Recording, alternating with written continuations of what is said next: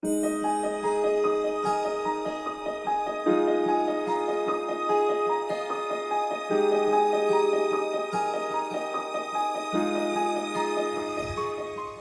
billahi minasyaitonir rajim. Bismillahirrahmanirrahim.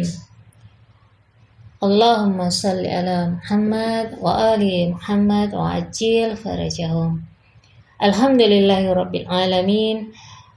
Berkat taufik dari Allah Subhanahu wa taala sehingga kita bisa melanjutkan pembahasan kita tentang onani, di mana pada pembahasan sebelumnya telah dijelaskan tentang faktor-faktor onani, di antaranya menyepi dan menyendiri, kemudian teman yang buruk. Nah, adapun lanjutannya adalah sebab-sebab bangkitnya syahwat. Nah, dengan adanya atau dengan terjadinya serangan budaya, maka semua lapisan masyarakat dan khususnya anak remaja berada dalam kondisi dan ancaman yang serius. Berbagai buku bacaan, roman-roman percintaan dan seksual, berbagai media sosial, foto dan poster pembangkit syahwat, film dan klip suara serta gambar dengan sangat mudah dapat di-share dan diakses oleh remaja dari internet, sehingga akhlak dan budaya remaja diserang dari berbagai arah sehingga menjadi rusak. Seperti kondisi hijab yang tidak baik di berbagai tempat dan juga tidak adanya batas pemisah antara mahram dan non-mahram. Hal tersebut juga menjadi penyebab terjadinya gesekan-gesekan serta bangkitnya hasrat seksual pada remaja. Bahkan pada berbagai jenis barang industri dan perdagangan, terdapat banyak gambar-gambar perusak dan pembangkit hasrat seks, dan begitu mudahnya anak remaja tertarik dan bangkit hasratnya. Nah, semua faktor-faktor ini memberikan pengaruh terhadap ruh dan mental remaja, sehingga pikiran-pikiran mereka terjebak pada gambar tak senonoh dan bahkan juga mempengaruhi ketenangan tidurnya. Remaja yang tidak mampu mengatur dengan benar faktor-faktor perusak ini, maka perlahan-lahan akan kehilangan kekuatan dan keseimbangan dalam menghadapi tekanan-tekanan yang ditimbulkan dari faktor-faktor perusak tersebut, dan mungkin saja akan terjebak pada onani. Nah, seorang remaja menceritakan kisahnya seperti ini. Sangat disayangkan masalahku, dikarenakan banyak menggunakan internet yang tak berakhlak dan melihat gambar-gambar serta terkadang film-film porno, yakni dimulai dari adanya rasa was-was. Kemudian di saat aku sendiri, was-was ini semakin menjadi-jadi, dan dengan melihat gambar-gambar tak senonoh dan tak berakhlak, pada akhirnya aku melakukan onani. Jadi dikarenakan banyaknya mengakses internet yang tak berakhlak dan melihat gambar yang buruk, akhirnya anak remaja ini melakukan onani. Kemudian seorang remaja lainnya berkata, ketika kuliah aku terpaksa banyak menggunakan internet sehingga aku tercemari oleh dosa dan mengalami banyak musibah. Sebenarnya aku malu menceritakannya, tapi terpaksa karena aku butuh bantuan dan merusak masa remaja dan umurku. Nah, sangat disayangkan terkadang aku berselancar di internet untuk keperluan tertentu. Akan tetapi, tiba-tiba secara tak sengaja, aku menemukan gambar-gambar yang membangkitkan hasrat seks, sehingga seharusnya aku tidak mengecek akun tersebut atau site-nya, justru aku terbawa dan berselancar untuk melihat site buruk tersebut. Nah, aku memandang gambar-gambar buruk dan merusak. Setelah itu terjadilah gesekan-gesekan seksual dengan perantara pandangan yang tak baik itu. dan keluarlah intisari tubuhku, yakni onani, sehingga aku terpaksa harus mandi untuk kesucianku. Kemudian aku mengulanginya kembali di dalam kamar mandi. Nauzubillah min dzalik. Nah, faktor berikutnya adalah menganggur dan tidak mempunyai program khusus untuk waktu-waktunya. Nah, kebanyakan dari dosa-dosa dan penyimpangan dikarenakan menganggur. Tak terkecuali pada anak remaja. Kadang penyebab terjadinya onani pada remaja dikarenakan tidak mempunyai program untuk mengisi waktu-waktu lowongnya.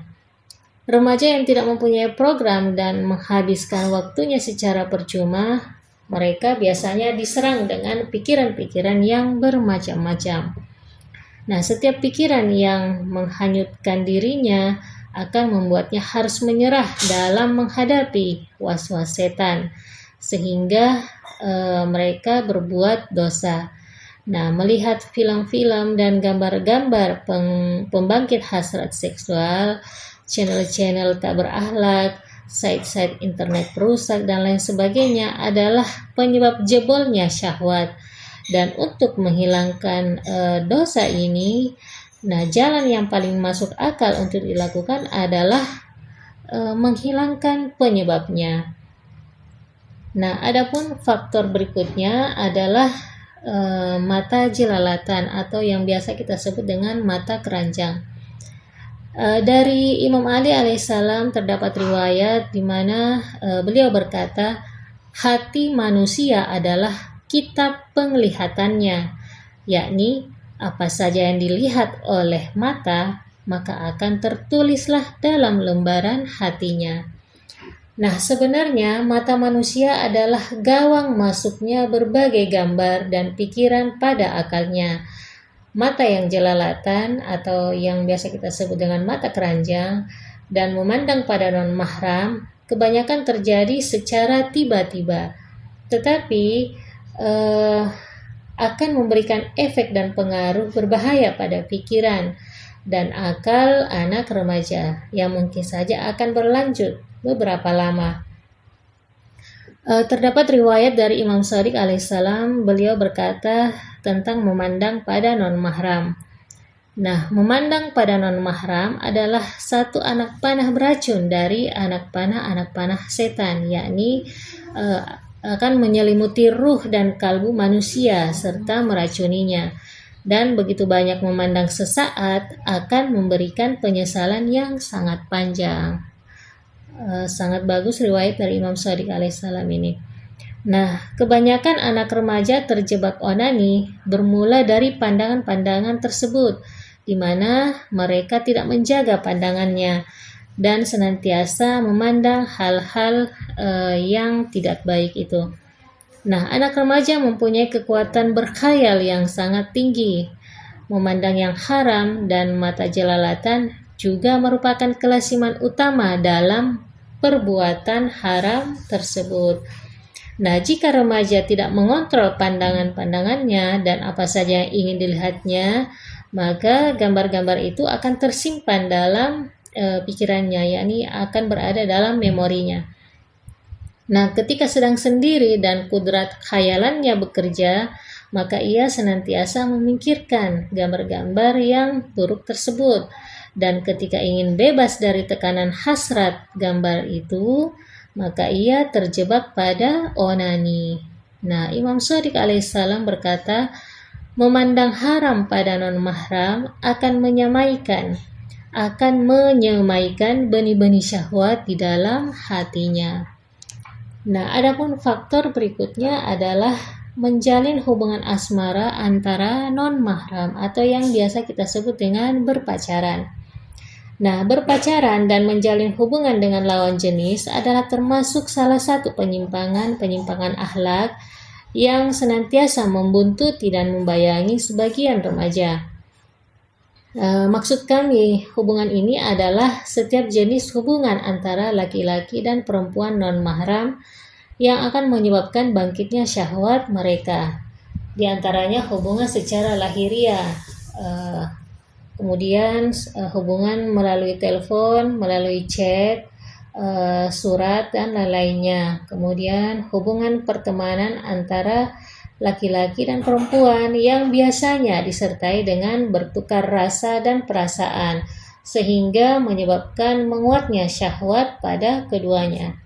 Nah, ketika remaja putra dan putri berpisah, syahwat ini semakin berkobar dan memungkinkan terjadinya onani disebabkan pikiran-pikiran yang dipenuhi dengan syahwat. Nah, seorang remaja menceritakan kisahnya seperti ini.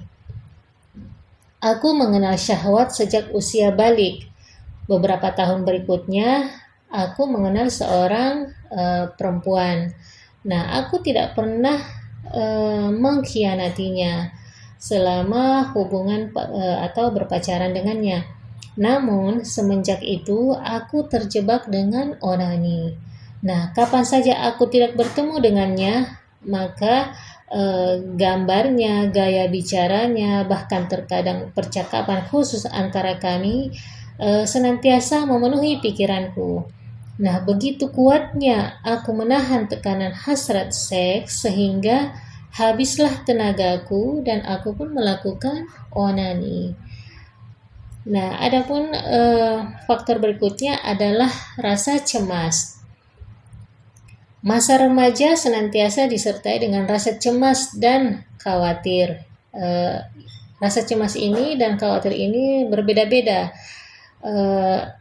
Cemas dan khawatir akan masa depan, seperti pernikahan, kerja, terus melanjutkan studi, cemas akan kesehatan jasmani dan rohani, serta kecemasan dan kekhawatiran lainnya. Semua itu adalah merupakan tekanan-tekanan bagi remaja. Banyak terlihat remaja yang tidak mampu menghilangkan dan mengenali penyebab asli dari rasa cemas dan khawatirnya tersebut. Dan untuk mendapatkan ketenangan dengan mudahnya ia melakukan onani. Jadi untuk melepaskan rasa cemas itu dia melakukan onani.